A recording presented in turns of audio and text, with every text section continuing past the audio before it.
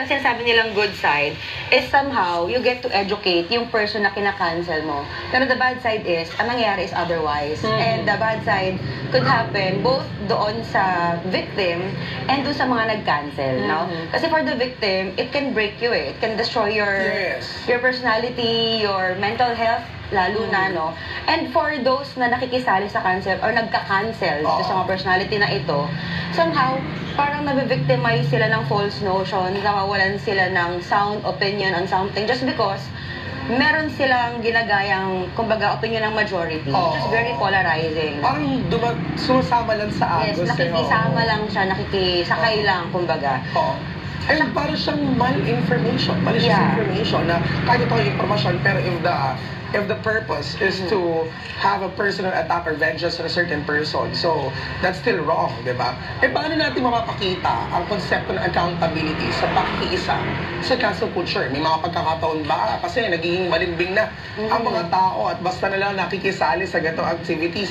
Minsan ay sila pa yung nagiging bully online. Tapos ending, hindi naman pala totoo yung issue. Exactly. Nabanggit mo nga na most of the time malinformation. Kasi hindi naman magkakaroon ng canceling if totoo yung information. Kasi if you know better, it's not easy for you to cancel anybody.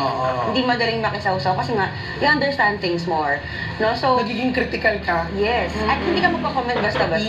No? So the only way to be more accountable is to be more responsible when using social media talaga. Na you have to know first every information bago ka mag-comment. Kasi minsan, pag may nabasa tayong post or mapanood the video, minsan the way we comment or the way we react is kung ano yung comment ng majority. Alam mo yun, hindi mo man lang binabasa. Let's say, for example, yung article, hindi mo man lang kinlik yung link.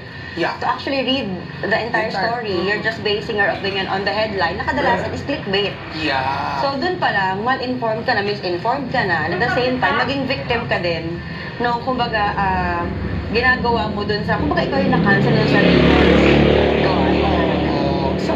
Sa anong paraan po ba natin maaring maggamit or mas magamit pa yung pagpapalawak ng media and information literacy para mas maging matalino at maingat sa pagtugon sa mga kontrobersyal na issue online at hindi basta-basta i-cancel o i-boycott ang isang tao o grupo?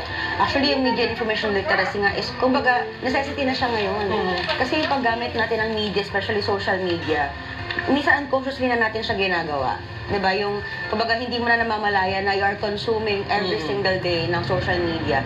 So, yung ating, kumbaga, we become what we consume kasi. So, whatever we read, whatever we watch online, we become like them. No? So, kumbaga, kailangan mo maging literate para kahit ano yung makonsume mo, hindi ka lang, kumbaga, nagpapadala.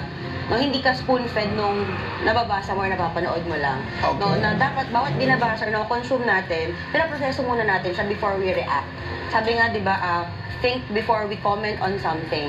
Kaya mahalaga ngayon, and advantage na sa senior high school level, isang subject na ang media information literacy. Kasi especially students, sila din yung mas digital natives eh. So sila mas may access sa lahat ng information, ng articles, whether it's fake or not. So mahalaga na hindi tayo tanggap na tanggap sa lahat ng nababasa at nakikita natin. Lalo na if hindi tayo conscious na nagbabrowse, tapos bigla na lang may mababasa ka na out of nowhere shinare mo, tapos fake pala.